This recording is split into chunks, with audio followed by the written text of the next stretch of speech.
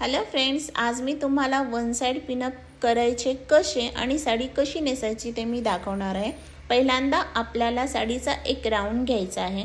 त्याच्यानंतर आपल्याला पदर हा व्यवस्थित घेऊन पुढून पाठीमागून घेऊन आपल्याला तो लेफ्ट खांद्यावरती व्यवस्थित ठेवायचा आहे। त्यानंतर आपण साडी ही पाठीमागून ओढून व्यवस्थित आपल्याला फ्रंट साइडला पिनअप करायचं आहे। तुम्ही पाहू शकता, मी व्हिडिओमध्ये ते दाखवलेलं आहे। त्यानंतर आपण पहिल्यांदा साडीचा पिनअप करणार आहोत, जेणेकरून आपल्या प्लेट्स वगैरे व्यवस्थित येतील।